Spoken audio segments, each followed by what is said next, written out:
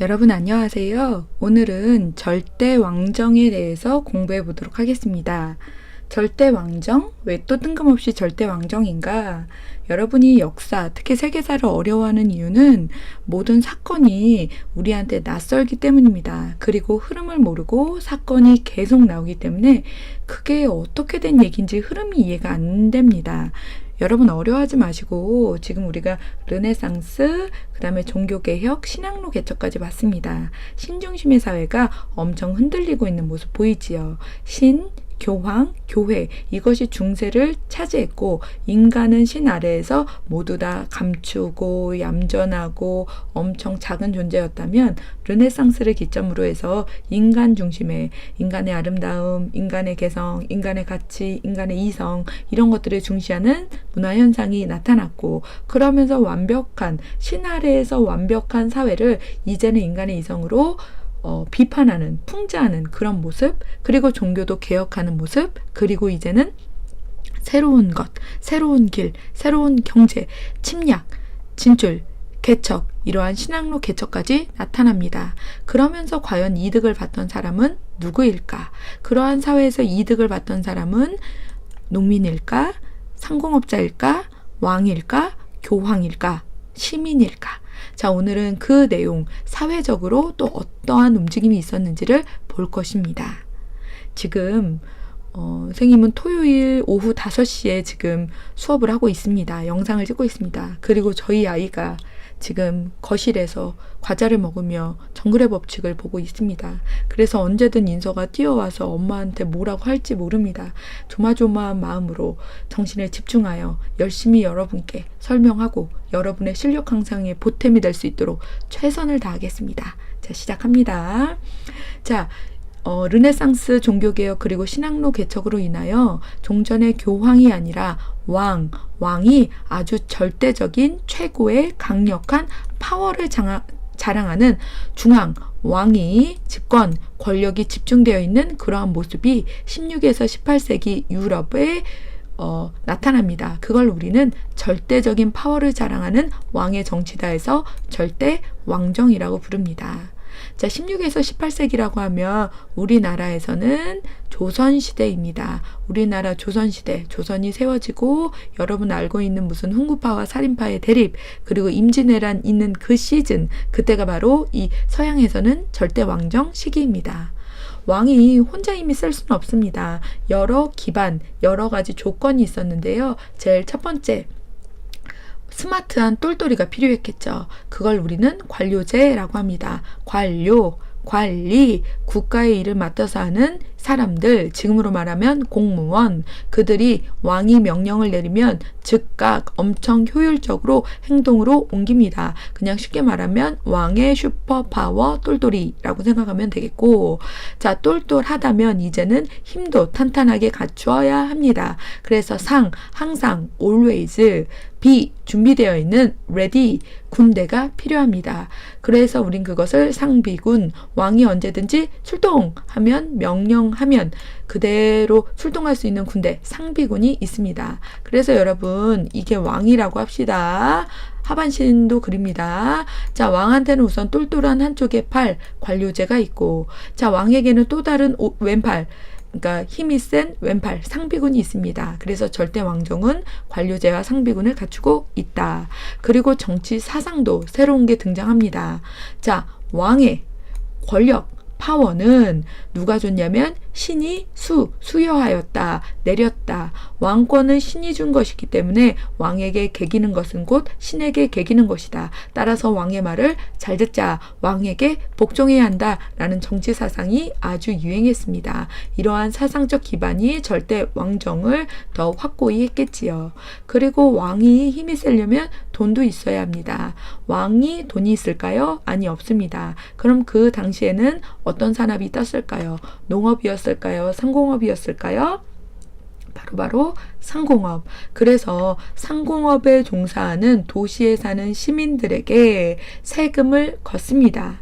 그러면 도시 상공업자들도 뭔가 돈이 돼야지, 뭔가 이득이 돼야지 왕에게 세금을 바치지 않겠습니까? 그래서 왕이 많이 도와줍니다. 뭐 하도록? 다른 나라에 물건 많이 팔 수 있도록. 그리고 다른 나라는 우리나라의 물건을 팔 수 없도록. 그럼 우리나라는 우리나라에서 그리고 또 다른 나라에서도 물건 많이 팔고, 하지만 다른 나라에서는 물건을 별로 안 사오니까 돈이 나갈 일도 없고, 그러면서 신항로 개척하면서 다른 식민지를 많이 다른 나라를 개척하면서 거기에다 물건 내다 팔고, 그러면서 상공업자들에게 팍팍팍 지원해주고, 그러면 상공업자들은 돈이 많이 벌리고, 그럼 그 돈으로 세금을 국가한테 내고 왕에게 내고, 그럼 왕은 그 돈으로 강력한 파워를 자랑하며 정치를 하고, 이렇게 도시 상공업자와 왕은 서로 짝짝꿍이 잘 맞았습니다. 그래서 이런 모든 조건이 완비되어 절대 왕정이 만들어졌습니다. 여러분은 절대왕정의 뜻과 똑똑한 오른팔 관료제, 튼튼한 왼팔 상비군, 그리고 왕이 권하는 신이 준다 왕권신 수설, 개기지 말자, 그리고 돈, 누가 있다? 도시 상공업자. 따라서 다른 나라에 수출은 많이 해서 돈 많이 벌고, 다른 나라는 우리나라에 물건 수출 못하게 해서 우리나라는 우리나라 안에서도 팔고 돈 많이 벌고, 신항로 개척해서 식민지 많이 확보해서 그 나라에 팔아먹고, 이렇게 상업을 중시하는 정책, 중상주의가 이렇게 발전하면서 절대왕정이 발달했습니다. 그러면 다른 나라에는 어떤 절대 군주, 절대 왕정이 있었나, 그 군주의 특징을 한번 살펴보도록 하겠습니다. 우선 우리는 서유럽과 그 다음에 동유럽으로 나눌 수 있습니다. 여러분, 서유럽 같은 경우는 상공업이 엄청 발달했습니다. 그리고 동유럽은 농업이 발달했습니다. 여러분 생각했을 때 상업이 더 돈이 많이 벌릴 것 같아요? 농업이 많이 벌릴 것 같아요? 상업. 정답은 상업입니다. 농업은 뿌린 대로 거두지만 상업은 2배, 3배, 4배, 10배, 100배까지 얻을 수 있습니다. 그래서 서유럽이 상공업이 발달했고, 그래서 상공업이 발달한 서유럽이 아주 더 강력한 절대왕정을 자랑했습니다. 반면에 농업이 발달했고, 아직도 농노제, 그 중세 그 봉건제도의 그 찌꺼기 뭐 이런 것들이 남아있던 동유럽은 상대적으로 절대왕정이 약했습니다. 자, 에스파냐는 신항로 개척에 가장 앞장섰던 나라로서 그 당시의 황제는 펠리페 2세입니다. 자, 가장 먼저 절대왕정을 확립했고, 무적 함대를 조직하여 해상권, 바다에서 모든 파워를 독차지하였습니다. 그래서 군사력도, 그리고 무역하는 그 경제력도 완전히 장악해서 전성기를 맞이했지요. 자, 에스파냐는 지금으로 말하면 그 스페인이거든요. 그래서 스페인이 뭐 이렇게 축구 나오거나 그랬을 때 스페인이 지면 꼭 무적함대가 격파당했다 이런 말을 씁니다. 무적함대는 에스파냐의 심장입니다. 무적함대는 에스파냐의 자존심입니다. 이걸 중심으로 해서 해상권을 장악하면서 세계 무역을 독차지하는 등 완전 전성기를 맞이했었습니다. 펠리페 2세 때. 우리 영국 하면 엘리자베스 여왕이지요. 이 사람이 바로 에스파냐의 무적함대, 금방 나왔던 무적함대를 격파하며 에스파냐의 뒤를 이어 해상권을 장악했습니다. 그리고 북아메리카, 미국 쪽으로 가서 식민지를 건설했고, 그리고 인도 쪽으로 가서 동인도 회사를 설립해서, 우리 그 무굴 제국회 때 배웠지요. 동인도 회사를 설립해서 그래서 거기에서 나는 뭐 면제품이라든지 후추, 그 다음에 후추 같은 향신료 이런 것들을 싼 값에 들여오는 무역을 독차지하는 회사를 세움으로써 엄청난 무역의 이득을 얻고, 그걸 바탕으로 강력한 절대왕정을 자랑합니다. 프랑스 하면 루이 14세입니다. 이 사람 하면 중상주의, 그러니까 상공업을 매우 중시했던, 그래서 경제정책을 그런 식으로 끌고 가서 돈을 왕창 벌었던, 경제력이 풍부했던 시대이고요. 그 다음에 강한 군대도 양성했습니다. 이것뿐만 아니라 문학과 예술이 매우 발전해서 이때 베르사유 궁전이 확장되었지요. 자, 베르사유 궁전하면 여러분 아주 화려하고 웅장한 모습을 볼 수 있습니다. 40여 년 만에 완성한 베르사유 궁전. 그래서 이 루이 14세는 자신만의 막강한 권력과 부를 유럽에 과시했지요. 그래서 지금도 프랑스 가면 꼭 가야 될 곳이 바로 베르사유 궁전 되겠지요. 자, 서유럽은 아주 막강한 절대왕정을 이렇게 꽃피웠습니다. 발달된 상공업을 바탕으로. 하지만 여기 아래 나와 있는 동유럽은 도시라든지 상공업의 발달이 약했기 때문에 상공업에 종사하는 시민층이 그렇게 성장하지 못했습니다. 그래서 동유럽의 절대 왕정은 아직도 봉건 귀족이나 왕권의 힘이 강했습니다. 그래서 그런 가운데서 그럼에도 이런 서유럽에서 절대 왕정이 싹 트는 걸 보고 자극을 받은 군주들이 등장해서 계몽 군주들이 등장합니다. 얘들아, 여러분, 개는 여기에서 깨다라는 뜻입니다. 그리고 몽은 무슨 뜻이냐면 꿈몽자. 그러니까 어리석은 상태, 꿈꾸는 듯한 어리석고 멍하고 아직도 신 아래에 있고 농업이 발전하고 옛날틱한 시대에서 깨어나라. 그래서 우리도 서유럽과 같이 발달된 절대왕정을 한번 확립해 보자. 그렇게 주장했던 왕을 계몽군주라고 합니다. 군주는 왕이란 뜻이고, 그래서 가장 대표적으로 프로이센, 지금의 독일에는 프리드리 2세가 계몽군주, 나는 계몽군주다. 그리고 나는 국가 제일의 심부름 군이다. 나는 국민의 종이다. 라고 스스로를 부르며 땅도 넓히고 제도도 정비하고 학문과 예술도 지원하는 등 절대 왕정을 이렇게 확립하고자 하였습니다. 나라를 개혁하는 모습 볼 수 있고, 오스트리아에서는 마리아 테레지아라는 여왕이 있었습니다. 자, 이 사람은 병역을 의무화하고, 그러니까 군대 가는 걸 의무화하고 군사력을 점차 키워나갔으며 산업을 발전시키고 교육제도를 개선하는 등 개혁을 이끌었던 사람입니다.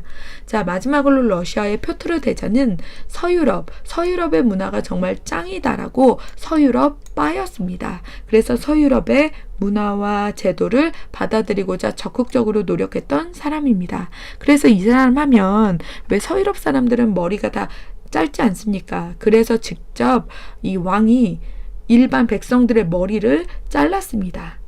왜? 서유럽 따라하려고. 그리고 발트해라든지 시베리아로 전출이 아니라 진출하는 등 영토도 엄청 확보해 가면서, 근데 이 영토들이 모두 다 서유럽으로 가는 통로였거든요. 그래서 영토도 확장했는데 그게 모두 다 서유럽을 본받기 위함이구나 라고 생각하면 되겠습니다. 여러분, 이렇게 다양한 절대 왕정에 대해서도 살펴보았습니다. 자, 마지막으로 17, 18세기에 발달한 유럽의 문화에 대해서 살펴보고 마무리 짓도록 하겠습니다. 17에서 18세기에는 르네상스 시기 이후에 엄청 과학이 발전했습니다. 그래서 뉴턴이라는 사람, 우리 만유인력의 법칙 알지요? 사과나무에서 사과가 똑 떨어지는 걸 보고 아하, 질량을 가지고 있는 모든 물체는 서로 잡아당기는구나. 그래서 땅이 사과를 잡아당기는구나. 그래서 사과가 단잠을 자고 있던 내 이마에 떨어졌구나 하면서 만유인력의 법칙을 발견했지요. 뉴턴. 물리학의 아버지지요. 그리고 화학에서는 라부에지에라는 사람이, 그리고 식물을 분류하는 거는 린네라는 사람이, 그 다음에 의학에서는 제너라는 사람이 엄청난 과학적 업적을 보였습니다. 그래서 과학혁명이라고 그걸 부릅니다. 과학의 엄청난 발전. 자, 그리고 여기 계몽사상이라고 나왔는데요. 계몽사상은 3학년 사회 시간에도 또 나옵니다. 인간은 이성, 생각하는 힘을 가지고 있습니다. 그러니까 낡은 제도, 썩어빠진 사회, 정치를 인간의 이성으로 개혁하자, 고치자라고 주장했습니다. 어리석은 상황에서, 어리석은 생각해서 꿈에서 깨자. 이게 계몽사상입니다. 가장 대표적으로 몽테스키에 볼테르, 루소 등이 있었습니다. 이 사람들은 계몽사상을 주장했고, 그래서 썩어빠진 절대 왕권의 낡은 제도에, 썩은 정치에 하였고, 결국은 시민계급이 엄청 환영하였으며, 그래서 나중에 시민혁명의 배경이 되기도 합니다. 이처럼 17, 18세기, 그리고 16, 17, 18세기 이때에는 정말 많은 변화가 있었습니다. 오늘 봤던 절대왕정, 그래서 관료제, 상비군, 왕권신수설, 중상주의 등이 나타났고, 서유럽과 동유럽은 상공업이, 동유럽은 아직도 농업이 발달해서 차이가 있긴 하지만 다양한 절대 왕정 군주가 나타났고, 마지막으로 17, 18세기에는 과학혁명이, 그리고 절대 왕건에 반발하는 낡은 제도와 정치를 개혁할 것을 주장하는 계몽사상이 등장하였습니다. 끊임없이 역사가 바뀌는 걸 여러분 눈으로 확인할 수 있습니다. 이것으로 이제 세계사 끝나고요. 여러분이 이리 와봐. 인서가 또 왔습니다. 인서야, 누나들한테 누나 화이팅 해봐. 누나 화이팅. 열심히 공부해요 해봐. 열심히 공부해요. 나도 열심히 하고 있어요 해. 나도 열심히 했어요. 오케이, 떨어뜨려서 누나 화이팅 한번 해줘. 누나 화이팅. 이거 언제까지 겨워? 이제 그만. 여러분 수고하셨습니다. 수업 시간에 뵙도록.